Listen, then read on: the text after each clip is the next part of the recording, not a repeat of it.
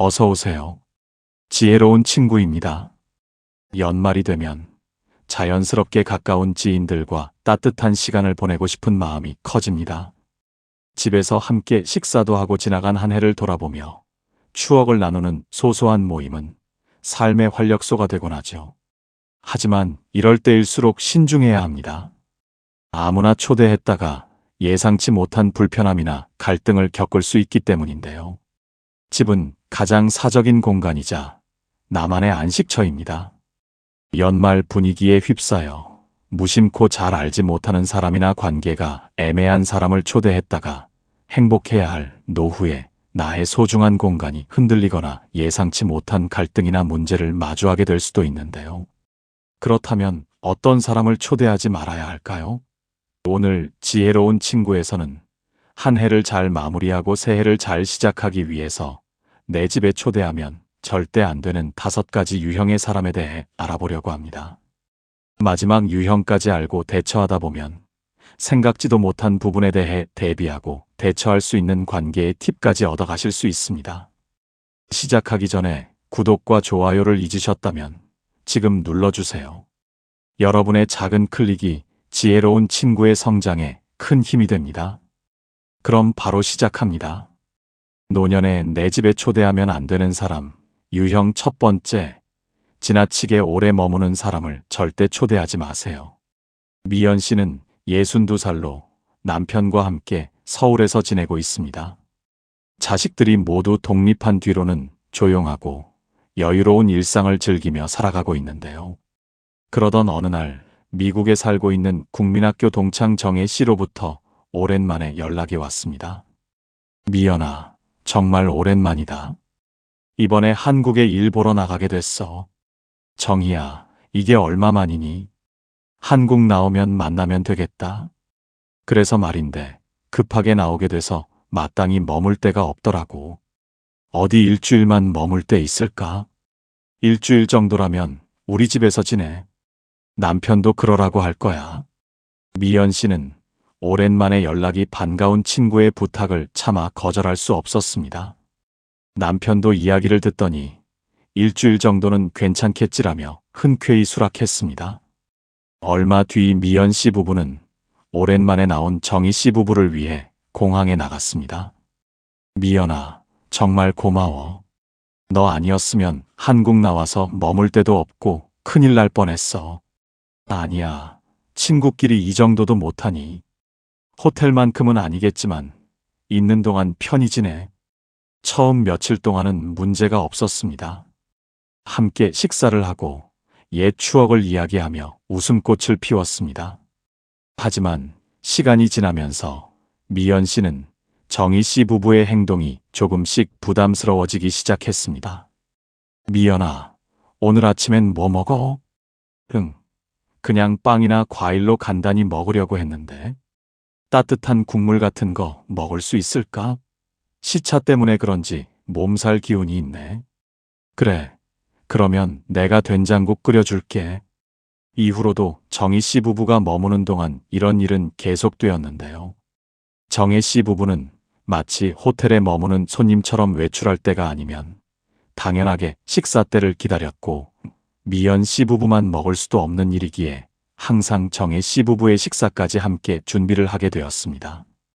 미연 씨는 간단히 남편 것만 챙기면서 살아오다가 2명의 식사와 청소 빨래까지 해야 하니 몸살이 날 지경이었지만 곧 일주일이 다가오니 조금만 더 참자고 생각했습니다. 일주일을 하루 앞두고 미연 씨는 정희 씨에게 조심스럽게 물었습니다. 정희야, 일주일 지낼 호텔은 어떻게 예약이 됐어? 정희 씨는 미안한 표정을 지으며 대답했습니다. 아직 못했는데. 미연이 네가 너무 잘해줘서. 벌써 일주일이 지나간 줄도 몰랐거든. 있지, 친구 오랜만에 보니 난 너무 좋은데 내가 와 있어서 불편하지? 난 호텔보다 여기가 더 좋다. 그래서 말인데 일주일 더 지내다 가면 안 될까? 미연 씨는 생각지도 못한 정희 씨의 말에 너무나 황당했지만 마음과 다르게 입으로는 그러라고 대답을 하고 있었습니다. 미연 씨는 속으로 한숨을 내쉬었지만 정희 씨의 간절한 표정을 보고 또다시 그래, 조금 더 있어도 되라고 말하고 말았습니다. 그렇게 마음 약한 미연 씨는 아침마다 식사 준비를 하고 친구 부부의 빨래까지 해주며 보름 동안 친구네와 함께 지냈습니다. 다시 미국으로 돌아가는 날조차 미연 씨가 데려다 줄 거라 생각했는지 공항 버스를 알아보지 않았습니다. 결국 미연 씨는 정희 씨 부부를 공항까지 배웅해 주었습니다. 미연아, 덕분에 잘 지내다 간다. 미국에 놀러와. 그래, 조심히 가. 정희 씨 부부가 떠난 뒤 미연 씨는 남편과 집으로 돌아오자마자 몸살이 왔는데요. 여보, 고생했어. 다음부터는 이런 부탁하면 힘들어도 거절해. 미연 씨는 남편의 위로를 들으며 한숨을 내쉬었습니다. 정말 힘들었어요. 정이랑 그 옛날부터 친했지만 이번 일로 너무 지치고 허탈한 기분이 드네요. 이번 일을 통해 미연 씨는 중요한 교훈을 얻었습니다. 집은 나에게 가장 사적이고 소중한 공간인데요.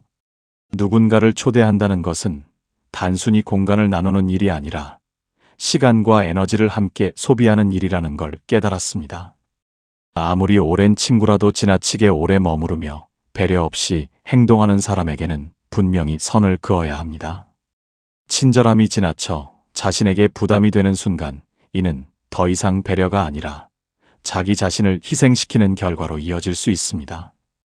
미연 씨는 다음번엔 누군가 이런 부탁을 하더라도 미안하지만 힘들 것 같다고 거절하기로 다짐했습니다.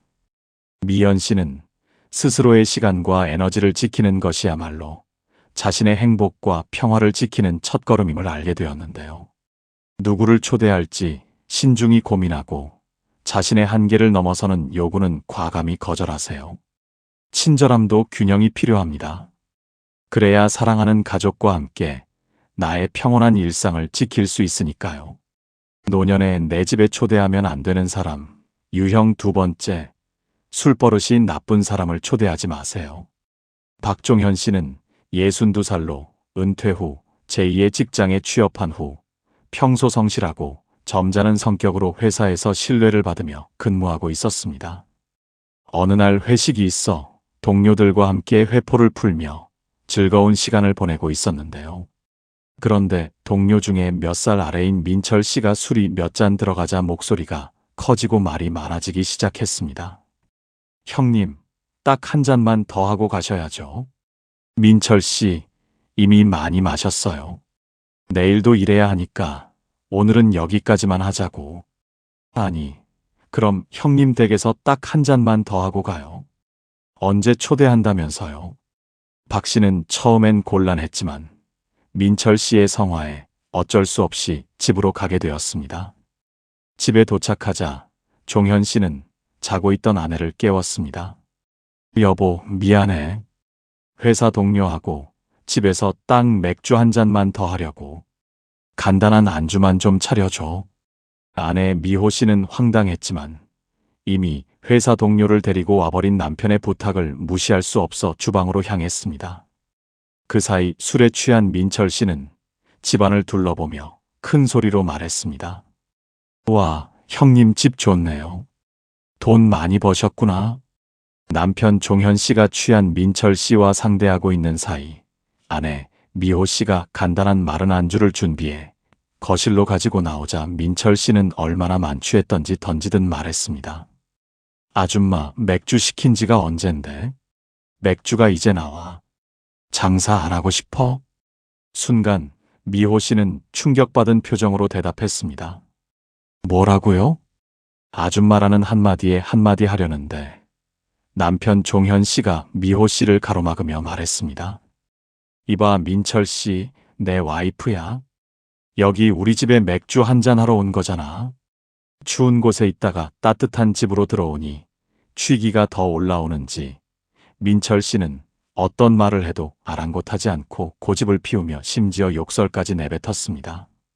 아내 미호 씨는 이런 사람을 집으로 데리고 왔냐며 당장 내보내라며 남편에게 소리쳤습니다. 아내 미호 씨는 그렇게 방으로 들어가 버렸고 결국 종현 씨는 택시를 불러 동료 민철 씨를 집으로 돌려보냈습니다. 다음 날 아침 종현 씨는 아내 미호 씨에게 사과했습니다. 미안해. 어제 온 동료가 평소엔 얌전하고 좋은 동료인데 어제 술이 과했나 봐.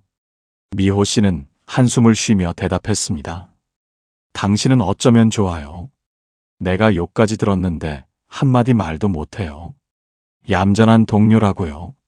술 먹으면 개가 되는데 그런 사람도 좋은 사람이에요.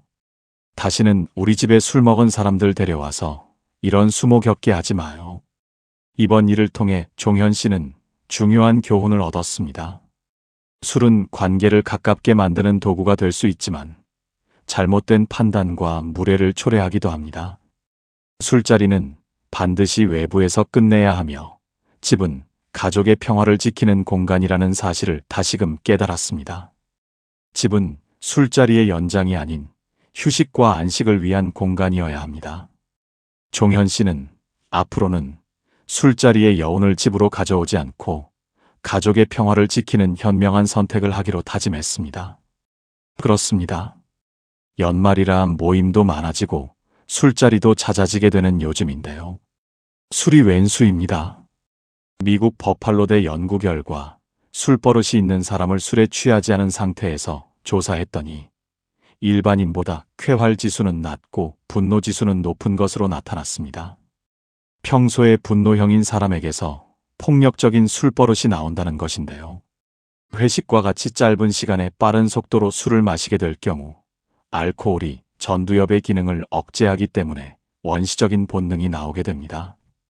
술버릇은 많이 취한 뒤에 나타나기 때문에 정작 본인은 본인이 어떤 행동을 했는지 모르는 경우까지 생기게 되는데요. 나이를 먹을수록 술도 약해지기 때문에 조금만 마셔도 몸이 힘들고 판단력이 흐려지게 됩니다. 더구나 술을 마신 사람을 집으로 초대하는 것은 가족들에게도 본인에게도 악영향을 끼치거나 관계를 나쁘게 만들기 십상입니다. 지인들과 술자리를 가져야 한다면 집으로 술자리를 연장해서 가지고 오지 마세요. 노후에 정말 내 곁에 있는 사람들과의 관계를 망치는 지름길입니다. 집에 초대하면 안 되는 사람 유형 세 번째, 자신이 대접할 손님을 내 집으로 데려오는 사람을 초대하지 마세요. 47살 윤희 씨는 회사에서 전화 한 통을 받았습니다. 윤희야, 바쁘니? 어머니, 잠깐은 괜찮아요. 무슨 일 있으세요? 이번 주 토요일에 구미에 사는 이모 알지? 셋째 동생 서울에 볼 일이 있어서 올라온다고 하길래 내가 오라고 했다. 순간 윤희 씨는 시어머니 댁으로 모이라는 건가 생각했는데요. 시어머니의 말은 이어졌습니다. 그래서 말이다. 내가 저녁 준비를 좀 해라. 너희 집으로 가마. 어머니, 너무 갑작스러운데요. 저희 집에서요. 준비할 게 많을 텐데요. 준비할 건 뭐 있니? 그냥 내가 국이랑 반찬 몇 가지만 하면 되지. 갈비찜이랑 잡채 정도만 하든지. 너희 이사도 했는데 집 구경도 하면 좋고 이모가 자주 오는 것도 아닌데 신경 좀 쓰거라.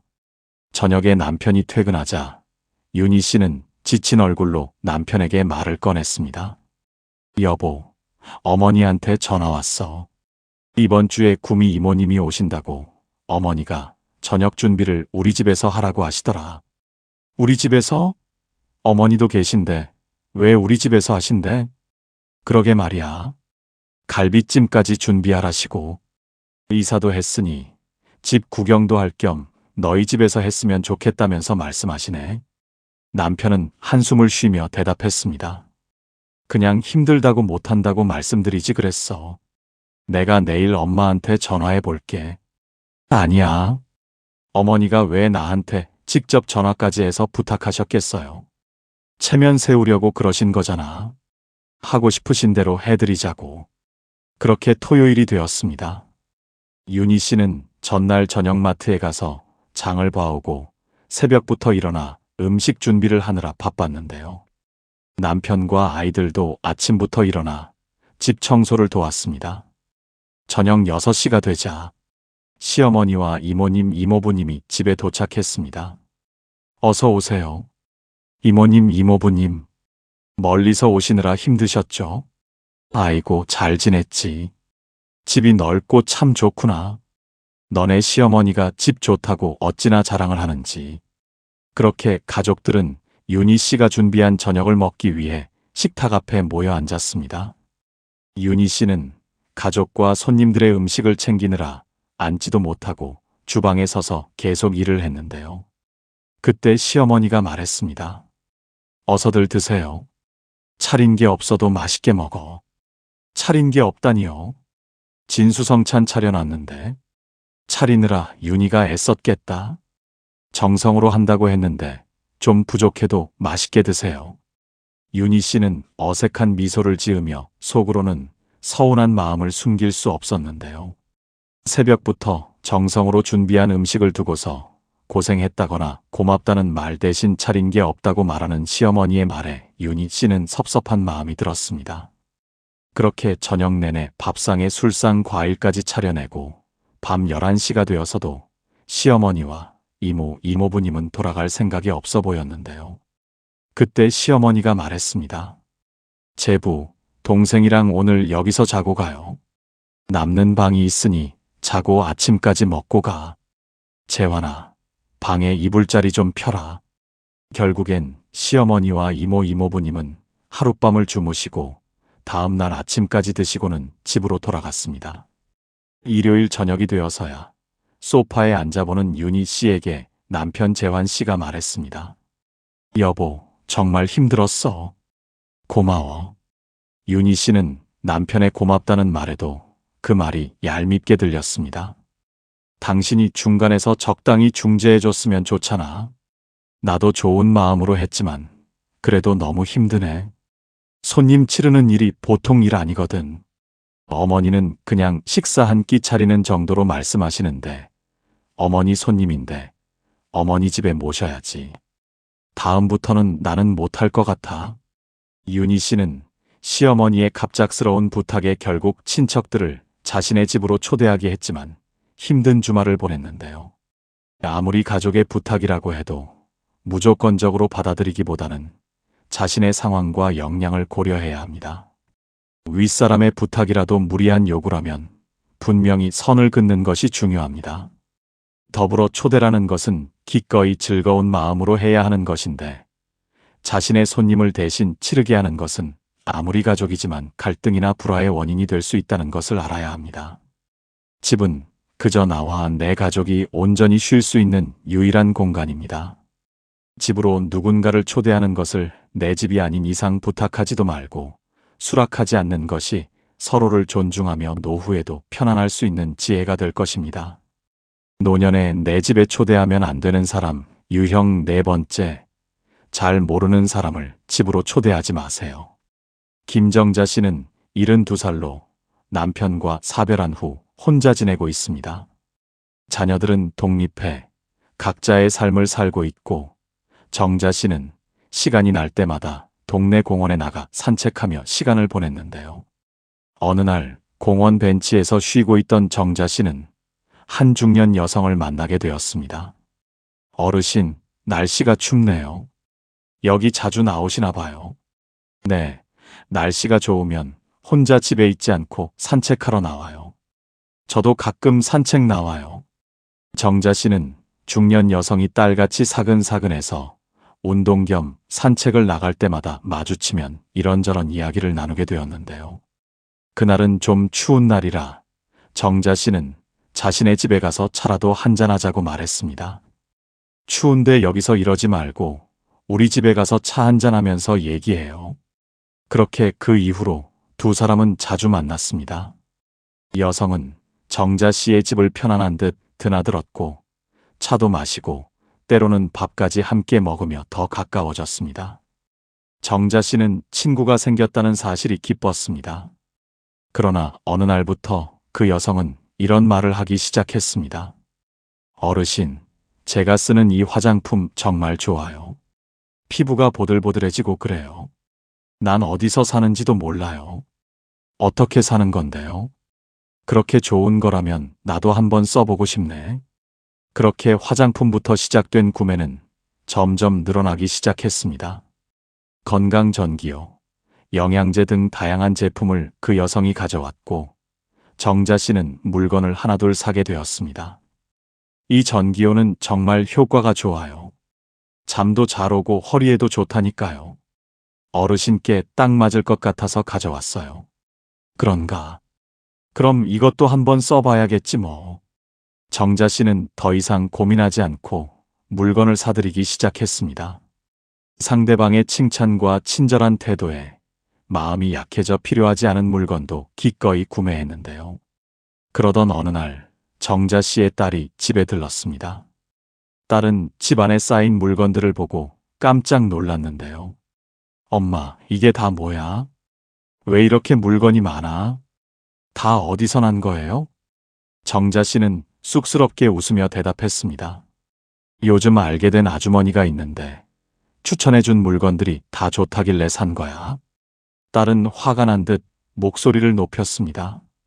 엄마, 이 많은 물건이 혼자 사시는데 왜 필요해요? 대체 얼마를 쓰신 거예요? 따져보니 정자 씨는 2달 남짓한 기간 동안 물건 구매에만 300만 원 가까운 돈을 썼는데요. 엄마, 아무나 집에 초대하면 안 돼요. 그 사람 엄마가 좋은 사람인 거 이용한 거잖아요. 이제부터는 절대 그렇게 하지 마세요. 딸의 말에 정자 씨는 뒤늦게 정신이 들었습니다. 그저 외로움으로 시작된 잘 모르는 사람을 집으로 초대했다가 노후에 모아둔 노후 자금을 쓸데없는 곳에 낭비한 것인데요. 잘 모르는 사람의 친절해 보이는 말과 태도 뒤에는 다른 의도가 숨어 있을 수 있음을 경계해야 합니다. 더구나 노후의 집으로 사람을 초대하는 것은 더욱 경계해야 함을 잊지 마세요. 본인뿐 아니라 자녀들도 부모님 주변 관계를 항상 잘 묻고 알고 있어야 부모님의 노후를 편안하고 안전하게 지켜드리는 일이라는 것을 잊지 마시고 수시로 안부 전화를 드리고 찾아뵈어야 합니다.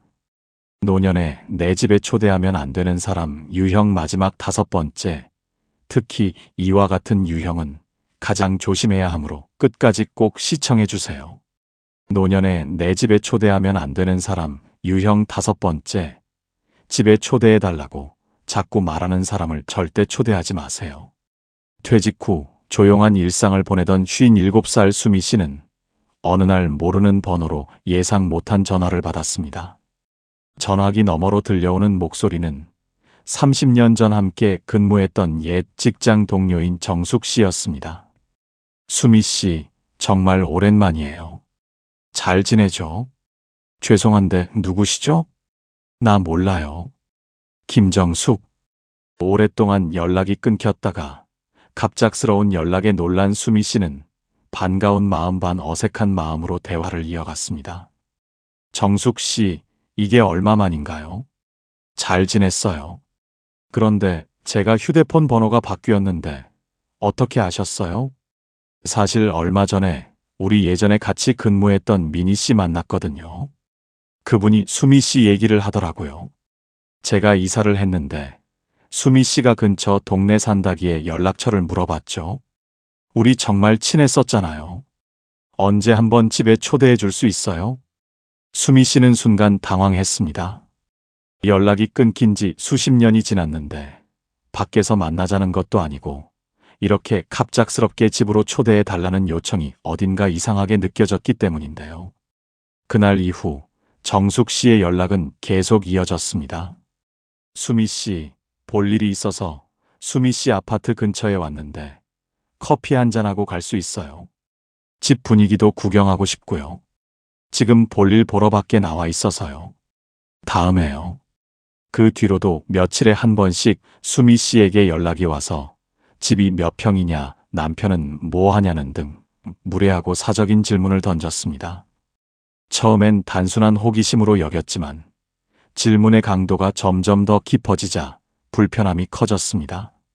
집요하게 만나자는 동료의 요구에 수미 씨는 차라리 카페에서 만나는 게 좋겠다고 제안했습니다. 결국 집이 아닌 동네 카페에서 정숙 씨와 만나게 되었는데요. 그런 이유가 아무래도 자꾸 집에서 보자는 말이 마음에 걸렸기 때문입니다. 차를 마시며 근황을 듣다가 정숙 씨 한마디에 수미 씨는 깜짝 놀랐습니다. 뜬금없이 종교 이야기를 꺼내더니 정숙 씨의 종교가 이단임을 아무렇지 않게 말하는 것이었는데요. 사실 제가 요즘 정말 좋은 깨달음을 얻었어요. 마음도 편안해지고 삶의 의미가 달라졌어요. 수미 씨도 한번 교회 모임에 와보면 좋을 것 같은데 많은 분들이 함께하고 있거든요. 물론 정숙 씨가 자신의 입으로 종교가 이단이라고 말한 것은 아니었지만 수미 씨는 그 종교를 듣자마자 누구라도 알 수 있는 단어를 들었다는 것이 믿기지 않았습니다. 그때부터 수십 년 만에 연락을 해서 만나자던 정숙 씨가 왜 자신의 집에 오겠다고 했는지 알 수 있었는데요. 그렇게 수미 씨는 놀란 가슴을 부여잡고 집으로 돌아와 남편에게 오늘 있었던 일에 대해 말했습니다. 딱 봐도 수상한데 왜 전화는 받고 만나기는 왜 만나요? 다시는 연락 못하게 연락처 차단을 해요. 당신은 뉴스도 안 봤어요. 큰일 나려고 그래. 그래서 수미 씨는 젊을 적 직장 동료인 정숙 씨의 연락처를 차단하고 자신의 연락처를 알려주었던 미니 씨까지 의심이 되었는데요. 미니 씨, 혹시 정숙 씨가 이단 종교인 거 알고 있었어요? 제 연락처를 함부로 알려주면 어떻게 해요? 혹시 미니 씨도 같은 종교인 거 아니에요? 세상에, 저도 몰랐어요. 저한테는 그런 말 한마디도 없었거든요. 그래서 우연히 잠시 만나 인사 나눈 게 전부예요. 미안해요. 그렇게 미니 씨도 까맣게 몰랐다는 말에 수미 씨는 그 말조차 믿기 힘들었습니다.